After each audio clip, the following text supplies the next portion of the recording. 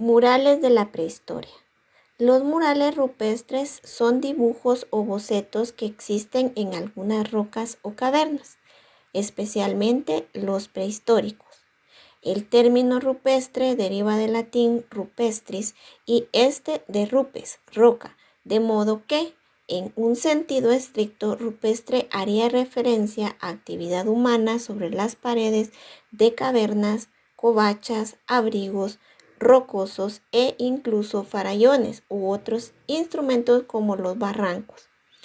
En este aspecto es prácticamente imposible aislar las manifestaciones pictóricas de otras representaciones del arte prehistórico, como los grabados, las esculturas y los petroglifos, grabados sobre la piedra mediante percusión o abrasión.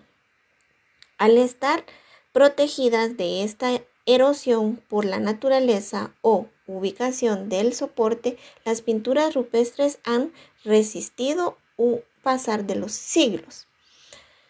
Se trata de una de las manifestaciones artísticas más antiguas de las que se tiene constancia, ya que al menos existen testimonios dados hasta los 40.000 años de antigüedad, es decir, durante la última glaciación. No obstante, a mediados de septiembre de 2018, investigadores de la Universidad de Sudamérica encontraron una piedra en la que encontraron dibujos paleolíticos que superan los conocidos hasta la fecha. Se estima que fueron grabados hace más de 73.000 años. Las pinturas rupestres en cavernas más famosas del mundo se encuentran en Francia y en Altamira, España. Fueron encontradas por niños. La datación del carbono muestra que las pinturas de Lascaux tienen 20.000 años de antigüedad, mientras que las de Chauvet en la parte francesa son casi el doble de antiguas. Murales de Mesopotamia. Debido a las características del país, existen muy pocas muestras de ello. No obstante, se puede apreciar que tienen la misma temática y técnica que utilizan en los relieves, sin perspectiva. Al igual que los mosaicos más perdurables tienen un fin decorativo. La pintura y los grabados, la jerarquía se mostraba de acuerdo al tamaño de las personas representadas en las obras. Los de más alto rango se mostraban más grandes a comparación del resto. La característica de la pintura de Mesopotamia fue estrictamente decorativa, utilizándose para embellecer la arquitectura. Carece de perspectiva y es armónicamente pobre, utilizando solo el blanco, el azul y el rojo. La técnica usada era el del temple, pudiendo apreciar en mosaicos decorativos o azulejos. Los temas eran escenas de guerras y de sacrificios rituales, con mucho realismo. Se representan figuras geométricas, personas, animales y monstruos.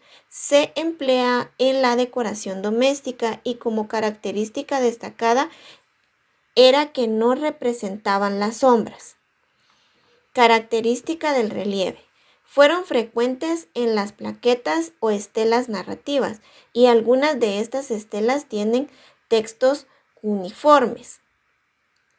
Son sombras detallistas y minuciosas que reflejaban un notable naturalismo. En estas obras se puede distinguir una separación de los asuntos divinos de los humanos. El rey es plasmado en escenas de guerras, banquetes o caza, apareciendo una figura siempre erguida, con lo que quería destacar su poderío. Aunque las técnicas más usadas en este estilo de pintura eran los mosaicos y la taracea, muchas de estas grandes obras se pudieron hallar en las tumbas de Ur. Además, el ladrillo vitrificado se usó con fines decorativos para muchas construcciones e incluso para hacer el relieve de muchas figuras. Murales de Egipto. La pintura se utilizaba para decorar las paredes de templos y tumbas, así como para ilustrar papiros. Una técnica muy empleada fue la del fresco. Para conseguir los colores, los pigmentos se diluía en agua antes de ser aplicados sobre las paredes húmedas. La temática era muy variada y oscilaba entre las representaciones religiosas de carácter simbólico, se representaban dioses y ritos, y las escenas de la vida cotidiana ejecutadas con gran realismo. Hay numerosas representaciones de plantas y animales. Los personajes de mayor importancia eran los faraones o los sacerdotes. Se pintaban en mayor tamaño que los de menor categoría.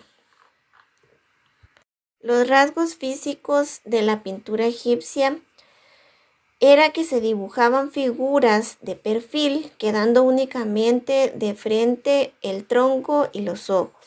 Otra de sus características es la ausencia de perspectiva y el empleo de colores planos, es decir, sin degradar o difuminar.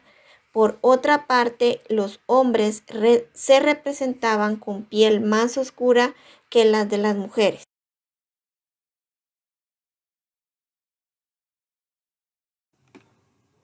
En la época ellos preservaban los frescos. A través de esto se puede apreciar que la naturaleza fue para ellos un espectáculo lleno de color, movimiento y alegría. Su pintura mural mostró el gusto por el vivir. Entre las más representativas encontramos el arte que se desarrolló al pintar las zonas de pared libres de palacios. Eran comunes las escenas figurativas y naturalistas. Las flores indican un interés por la naturaleza. Existen frecuentes escenas ceremoniales tanto religiosas como seculares. Un ejemplo de esto es la obra llamada El príncipe de los lirios, mural de pintura al fresco de un supuesto príncipe de la época que se encuentra en el Palacio Cronos en Creta.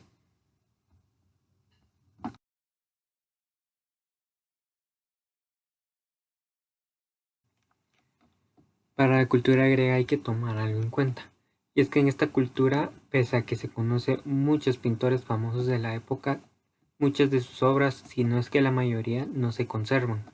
Hay muy pocas piezas de este estilo que se conservan hoy en día. Por eso, el único medio por el cual se puede analizar este tipo de arte es la pintura sobre cerámica, ya que este tipo es posible encontrar muchísimas piezas. Para esta cultura hay que ir al periodo cretense. Este periodo trata mucho sobre murales y frescos. Se inició en el periodo del Neolítico y con yeso pintado principalmente con colores rojo y negro. Las técnicas que se utilizaron acá fueron muy diferentes a las que se usaban en el antiguo Egipto. Ya hacia el periodo palacial, la pintura cretense experimentó un desarrollo perfeccionándose y añadiendo otros tonos, principalmente compuestos por el gris, amarillo, blanco y azul. En temas principales del periodo cretense en la pintura son la religión y los paisajes. Son temas muy utilizados en esta época. También se trataba de representar muy bien la figura humana, jóvenes, mujeres, niños de todo tipo. Y los hombres tienen un tono diferente en el cual se representaban en la época. También se incluía mucha naturaleza como plantas y animales, y se representaban mucho con movimiento. También estas obras representaban muchos cuentos o leyendas de la época. Un ejemplo de esto último es la obra llamada El rapto de Perséfone, un mito griego relacionado con la muerte en las estaciones, donde el protagonista es el dios Hades, que hace un rapto hacia la joven Perséfone.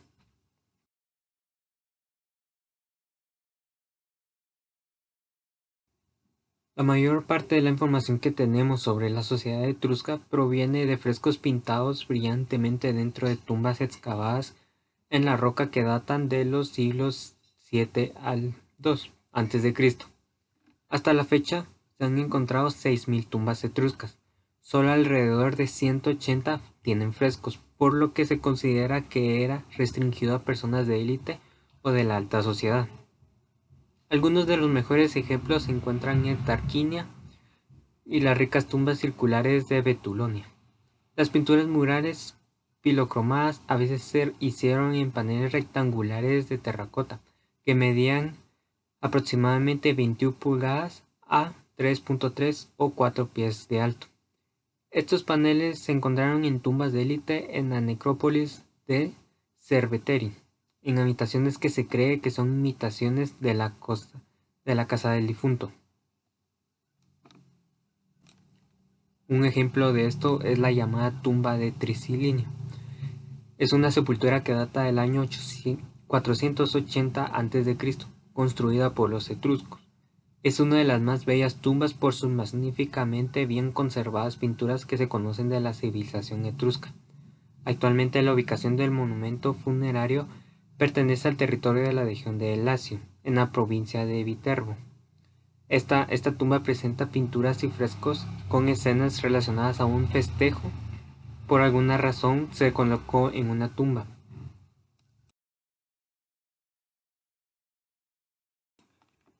Para la época romana se toma en cuenta que es una de las civilizaciones más ricas y abundantes de los murales y los frescos.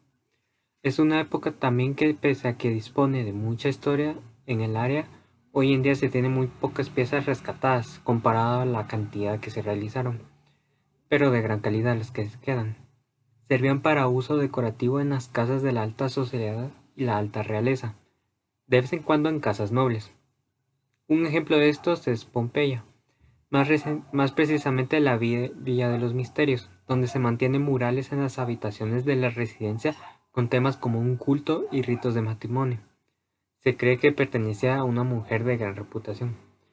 Ya en el siglo III después de Cristo se tienen una grandísima cantidad de frescos en las catacumbas de Roma, que adaptaban la intención de decoración doméstica a versiones adaptadas a cámaras funerarias, que se cree era un uso más humilde para la época. Se han encontrado piezas incluso en otros países como Gran Bretaña, Marruecos y Egipto. Este último usaba los frescos para retratos de momias con un estilo local distintivo. También se disponían de pinturas importadas de Grecia. La mayor parte de esta pintura mural se realizó utilizando el método seco, pero algunas pinturas al fresco también existieron en la época romana. Hay evidencia de mosaicos y algunas inscripciones de algunas pinturas romanas que fueron adaptaciones o copias de obras griegas anteriores. Dentro del arte romano, en pintura las más famosas son aquellas que se pudieron rescatar de la ciudad de Pompeya. Estas obras rescatadas de arte romano en Pompeya son murales y frescos preservados a partir de la erupción del volcán Vesubio que petrificó la ciudad en 79 después de Cristo. Las piezas mantenían temáticas vinculadas a la vida cotidiana de los romanos, a la cultura y a los dioses romanos. Murales del Paleocristiano o Cristiano primitivo. El arte paleocristiano es el periodo puente entre el arte clásico y la era medieval cristiana. Es producido por los cristianos en los territorios situados bajo el dominio y persecución romana. Es por esto que se desarrollan dos periodos distintos, antes y después de que el cristianismo fuera legal en el edicto de Constantino de Milán en el año 313 después de Cristo. El primer periodo se trata de un arte clandestino, relegado, y todo es dirigido a la pintura mural en frescos en las catacumbas y su contenido dirigido a una mayoría de pobres fieles que se alejan totalmente del clasicismo y se llenan de gran simbolismo y expresividad, ya que al ser perseguidos hacían referencia a sus creencias a través de bastante iconografía. Algunos de estos iconos son la vid, que representa la sangre de Cristo, la paloma, que es el bautismo y la pureza, el pez, cuya escritura en griego forma un acrónimo con las iniciales de Jesucristo, Hijo de Dios Salvador. Es muy común de encontrar junto también con los panes, que juntos representan la parábola de los peces y los panes que simbolizan la abundancia. El delfín, que simboliza la resurrección, el cordero, que es el cordero pascual y también un simbolismo de Jesús como sacrificio, el pavo real, que simboliza la inmortalidad, los signos de alfa y omega, que son el principio y el fin. Y también está el crismón, que es un anagrama de Cristo. Este incluso era tallado en las catacumbas. Así también es común encontrar al buen pastor, que hace alusión a Jesús a través de la parábola de la oveja perdida, entre otros símbolos. También existen algunas pocas pinturas murales un poco más abiertas en su representación, pero eran más comunes en lugares totalmente cerrados, como el Cubiculum de León en la catacumba de Domitila, en Roma, donde entre otros se aprecia un mural del busto de Jesús con un crismón de fondo. Para el segundo periodo, años después, y como reflejo del triunfo de la Iglesia, el paleocristiano se muestra abiertamente y totalmente distinto. No tenían pintura y casi nada de escultura por temas de paganismo, ya que los antecesores cristianos generaban esculturas como paganismo, pero su arquitectura rebosaba de basílicas y siempre acompañaba su decoración mural a través de mosaicos, sobre todo en los muros para decorar las bóvedas en los cuartos de afuera y los que cubren el ábside. Esos mosaicos eran formados por pequeños fragmentos de mármol, piedras de colores y cristales dorados, con los que se organizaban dibujos y verdaderos cuadros. Los mosaicos más extensos que se conservan en la actualidad están en Roma, en la Basílica de Santa María Maggiore, principalmente en el arco triunfal y en los muros de la nave, que muestran historias varias del Antiguo Testamento. Murales en el arte bizantino. Los mosaicos y pinturas más iconográficas de los bizantinos, anteriores a la crisis iconoclasta, son escasos.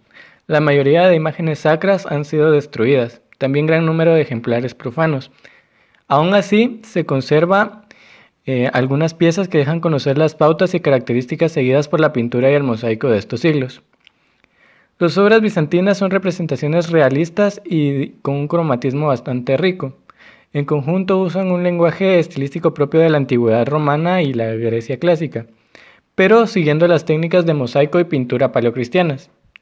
De algún modo, la propuesta estética es una versión bastante rudimentaria y oriental del Renacimiento que llegaría a Occidente 8 siglos más tarde. En conclusión, la sencillez plástica y la complejidad temática son la base del bizantino, que aspiraba a volver a la magnificencia clásica, pero a la vez innovar un poco en esta misma, en la forma en que se realizaba. En Italia es donde más se conservan muestras del mosaico bizantino, más que todo eclesiástico, de los siglos VI y VII. Uno de los ejemplares más importantes es la decoración de la iglesia San Vital de Ravenna, donde destacan el mosaico absidal de Pantocrator y las representaciones pictóricas de Justiniano y Teodora. Murales islámicos. El arte islam inicia en el año 622 con el nacimiento de la religión musulmana.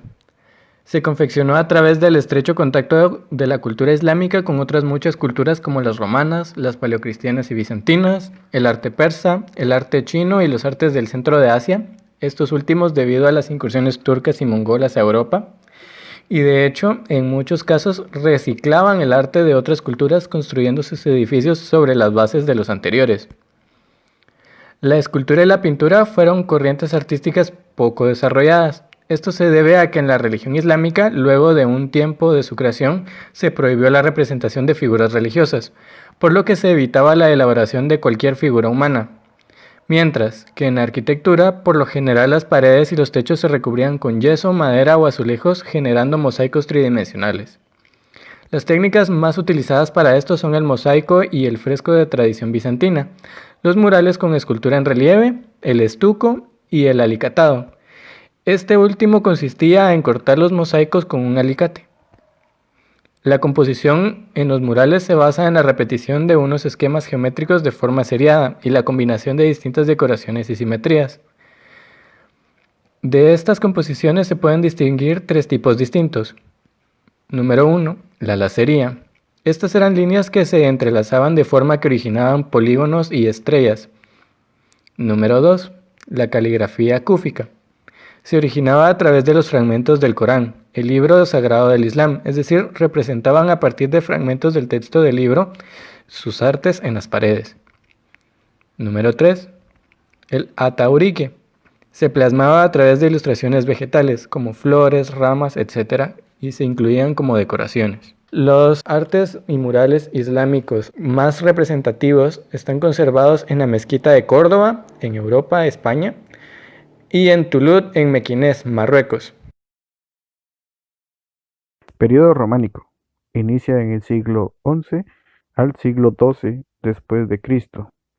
Este periodo se caracteriza por el tiempo de las cruzadas, por implementar la arquitectura romana en sus obras, el comercio no estaba muy desarrollado, la religión cristiana empezaba a popularizarse y el objetivo de la mayor parte de estas obras de arte era dar a conocer la religión a las personas que no sabían leer. Entonces, por tal motivo, la mayor parte de estos murales tienden a tratar temas religiosos. Obra a analizar: San Clement de Taúl.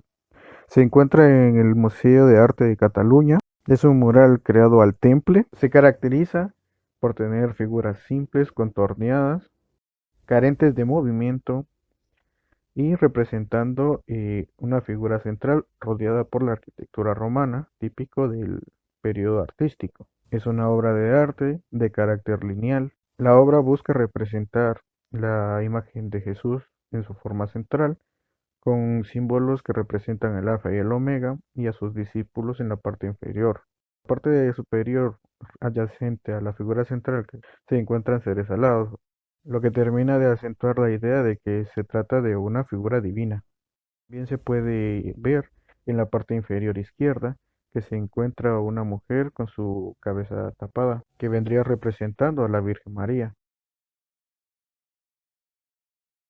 Estilo gótico. El estilo gótico aparece a mediados del siglo XII y finaliza en periodo de aproximadamente del siglo XV al siglo XVI, dependiendo qué tan aceptada estaba en la región el nuevo estilo que vendría siendo el Renacimiento. Características del periodo. Para este entonces el cristianismo había gozado de una gran popularidad, el comercio se había desarrollado más, la población también había desarrollado mejores tecnologías, tanto en la agricultura como en el comercio, lo que permitió que se desarrollara mejor la población, que se expandiera más, lo que dio lugar a que apareciera la burguesía dentro de la población. También con esto aparecen las primeras universidades. Las obras de arte de este periodo histórico se caracterizaron por representar la divinidad de una forma exaltada, principalmente utilizando la iluminación como medio para representar esta divinidad. Obra a analizar: Lamentación sobre el Cristo muerto. Obra realizada por Giotto, de nacionalidad italiana. Esta obra se encuentra actualmente en la Capilla Scrovegni en Pauda. Esta obra de carácter pictórico se caracteriza por implementar rostros más expresivos, colores que ya no están delimitados totalmente por una línea en su forma. Como la religión cristiana es el centro de la mayor parte de estas obras, debido a que el periodo histórico, se puede ver que en estas obras los personajes que tienden a tener una relación cercana con uno de estos elementos tienden a ser representados con un halo circular alrededor de sus cabezas para representar lo que vendría siendo la divinidad. Periodo de Renacimiento. Inicia alrededor del siglo XV al siglo XVI. Contexto histórico del periodo. Durante este tiempo, la Iglesia había empezado a perder su popularidad, tanto social como política, lo que dio paso a movimientos como el humanismo.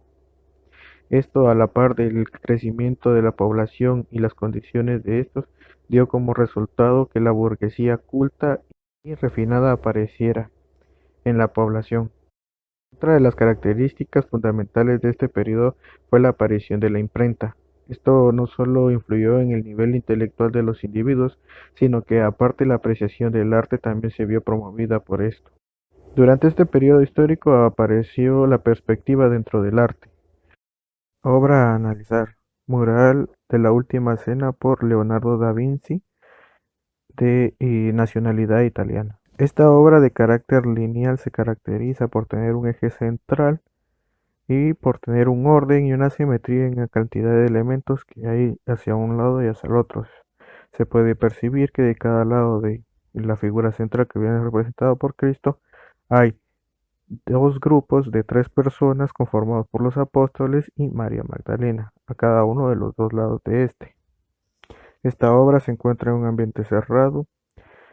La arquitectura juega un papel fundamental para poder determinar no solo las proporciones, el tamaño y el lugar en el contexto en el que se encuentra, sino que aparte cada elemento en esta obra de arte tienen detalles minuciosos. Se puede ver tanto como en la apariencia de Judas, el cual está sosteniendo un cuchillo que a simple vista no se ve, sino que hasta que se va a la perspectiva de detalles que se logra apreciar este tipo de elementos que conforman esta figura. No solo en esta parte, sino que también sobre la mesa se mira que hay varios elementos detallados, tanto como con las sombras como con los degradados. Si bien durante este periodo histórico se estableció el humanismo, lo que vino a reorganizar o a restablecer lo que vendría siendo la figura humana dentro de lo que vendría siendo la naturaleza y dejó por un lado lo que vendría siendo la divinidad y todo lo que vendría representando la religiosidad, se puede ver que en esta obra, tratando de representar también la religión, no se pone a Jesús como un elemento superior, sino que se pone al mismo nivel que los discípulos. La pintura mural en el arte manierismo. La pintura manierista es un estilo artístico que predominó en Italia desde el final del Alto Renacimiento, 1530, y duró hasta alrededor del año 1580 en Italia, cuando comenzó a ser reemplazado por un estilo más barroco, pero el manierismo nórdico persistió hasta principios del siglo XVI por gran parte de Europa hacia el año 1610. El término manierismo proviene de maniera moderna, término que profiere de la Vite de Versari, en referencia a aquellas obras que se decían realizadas a la manera de los grandes maestros del Alto Renacimiento. La imitación de las obras de Leonardo, Rafael y Miguel Ángel hacen que se produzcan imágenes artificiosas. No se intenta representar la realidad de manera naturalista, sino que se hace extraña, un poco deformada, como un capricho. Los cuadros ya no transmiten el sereno orden y equilibrio del Alto Renacimiento, sino que se inclinan por representaciones anticlásicas, intrínsecas y complicadas. En cuanto a su sentido, los modelos adoptan una postura bastante complicada. Se les representa de manera desproporcionada, elásticas y alargadas. En este estilo, la luz no es natural, sino fría y coloreada de manera antinatural. Lo mismo que los colores son extraños, fríos, artificiales, violentamente enfrentados entre sí, en vez de apoyarse en una cama. Un mural que representa el arte manierismo de esta época es el del autor Giulio Romano. Representa un estilo extraño, enfático de este ciclo de enfresco, lleno de formas desarticuladas y sombras oscuras.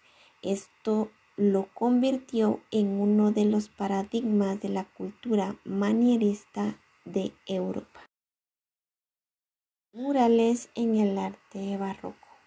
En general, la pintura barroca fue un reflejo de los profundos cambios políticos y culturales que surgieron en toda Europa. Barroco pintura coincidió en términos generales en el siglo XVI, aunque en algunas áreas, específicamente en Alemania, algunos de sus logros no se produjeron hasta el siglo XVIII. Aunque el término abarcaba una variedad desconcertante de estilos, generalmente se caracterizaba por dos cosas: un estilo de grandeza o riqueza sensual, más un contenido emocionalmente evidente. Fue a través de estos dos elementos que los pintores barrocos buscaron evocar estados emocionales en los espectadores, apelando a los sentidos, a menudo de manera muy dramática.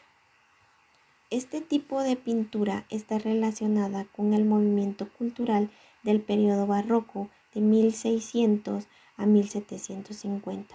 El movimiento muy a menudo se identifica con la Contrarreforma, el Renacimiento católico y el absolutismo expresado en diferentes artes.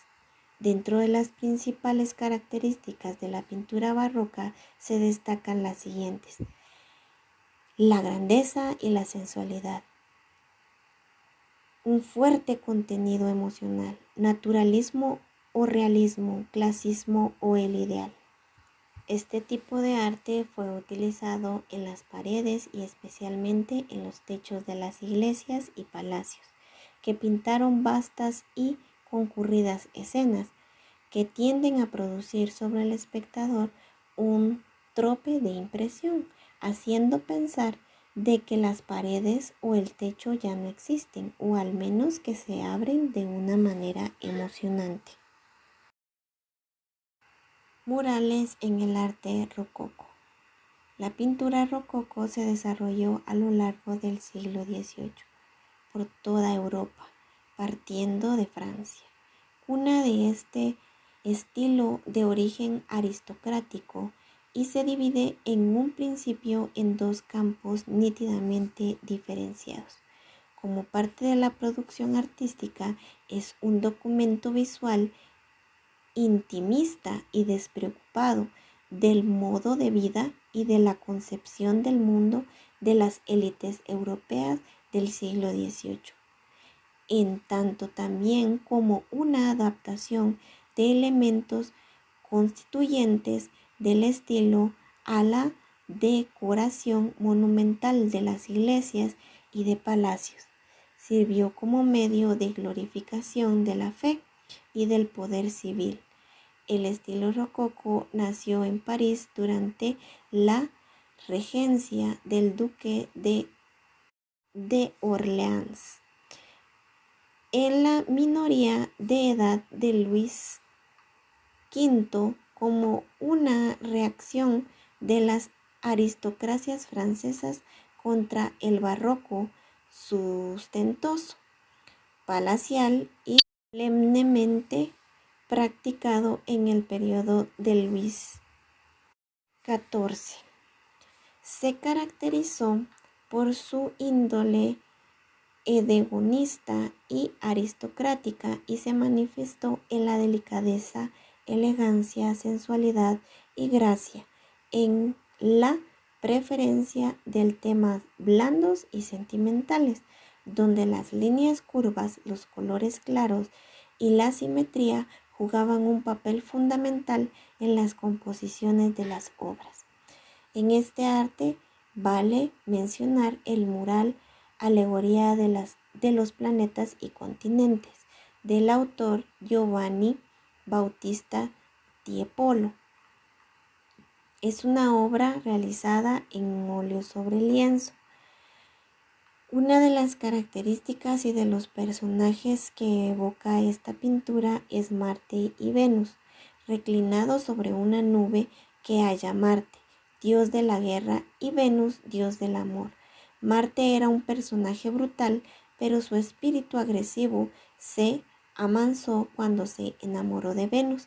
Así su relación sirvió a menudo en el arte de la alegoría del amor sobre la guerra. Mauricio personificaba la elocuencia y la razón, y se solía considerar portador de buena suerte.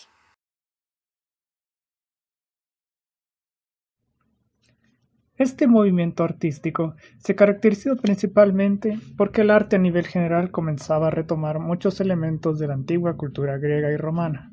Grandes personajes franceses como Napoleón Bonaparte buscaban representar y revivir la imagen de los días de gloria de los grandes imperios y culturas de la antigüedad. Algunos hechos históricos relevantes que influyeron en este periodo fueron la caída del antiguo régimen o Revolución Francesa, La crisis estética provocada por el agotamiento de las formas decorativas del barroco y rococó, el descubrimiento de la grandiosidad en la antigüedad clásica y la creación de famosas academias de bellas artes. Es durante esta época de la historia cuando, después de realizar muchos hallazgos arqueológicos, la sociedad en general empieza a implementar un nuevo estilo clásico antiguo, aplicado principalmente en la pintura y la arquitectura. Las mayores características de este movimiento eran la simetría, el cuidado de las proporciones y mantener trazos limpios en las pinturas. Los temas principales que dominaban en la escena eran la mitología y los hechos históricos, buscando transmitir así un ideal de patriotismo y heroísmo.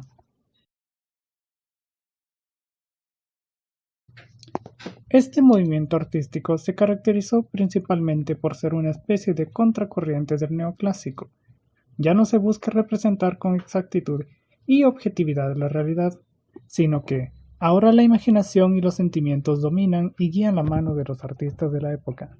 Irónicamente, aunque había un cierto rechazo hacia las viejas reglas artísticas de la academia, muchos artistas del romanticismo, estando en un estado de nostalgia hacia el pasado y la infancia, buscaban inspirarse en épocas anteriores como la Edad Media. Usar a la naturaleza como un medio importante se vuelve común en las obras, aunque, por el mismo principio del romanticismo, el objetivo no es hacer una representación realista, sino más bien moldear a la naturaleza según sean las ideas, sensaciones, emociones y sentimientos de las personas de la época. En Francia nace nuevamente una contracorriente, esta vez contra la forma de pensamiento idealista del romanticismo. Según los nuevos artistas franceses realistas, para representar al mundo de forma objetiva es necesario evitar agregar elementos que se consideran necesarios e imprecisos, como lo son los ideales y los sentimientos. Para ellos, el verdadero arte a representar se encuentra en las cosas cotidianas de la vida, tales como los campesinos trabajando en el campo, las personas en su sufrimiento y ritos diarios, las personas en el transporte público, las profesiones comunes, entre otros. Es por ello que algunos artistas optan por centrarse en criticar ciertos temas como lo son las injusticias sociales, la diferencia entre las clases dominantes y las oprimidas, las graves consecuencias que dejan ciertas catástrofes como las enfermedades, las guerras por ambiciones de poder y las pérdidas tanto materiales como humanas por las crisis económicas.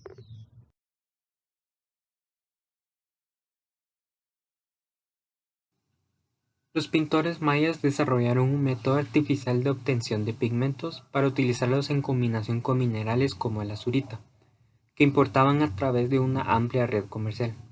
Algunos colores se obtenían con facilidad.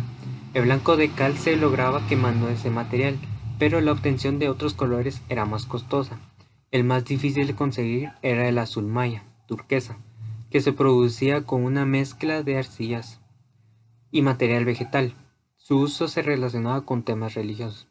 Los colores de las pinturas mayas eran ricos en matices y tonos, y se aplicaban a los objetos con naturalidad, copiando los reales de la piel y atuendos. Se ha comprobado que los murales se pintaban cuando la preparación del aplanado había fraguado.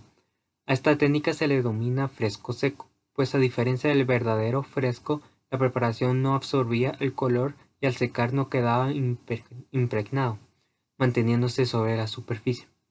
En cuanto a la ejecución de los diseños de las pinturas mayas, es probable que el trazo inicial lo realizara un maestro, que concebía la composición general y posteriormente encomendaba a algunos ayudantes a la aplicación de color que corregía con el trazo final. Un ejemplo de los murales mayas es el llamado murales de Bonampak.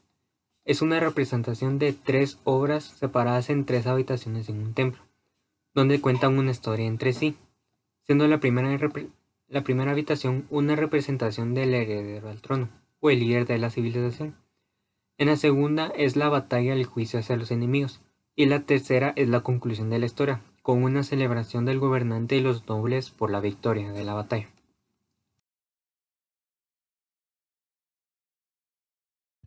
Dentro de las varias culturas mesoamericanas que habitaron la región, Los aztecas fueron una civilización que, a pesar de que no existieron por mucho tiempo, lograron desarrollar varios avances tecnológicos y culturales en un lapso de tiempo relativamente corto. Poseían ciertas influencias en su pintura como producto de la herencia cultural de otros pueblos vecinos o anteriores, siendo estos los olmecas, los mayas, los toltecas y los zapotecas.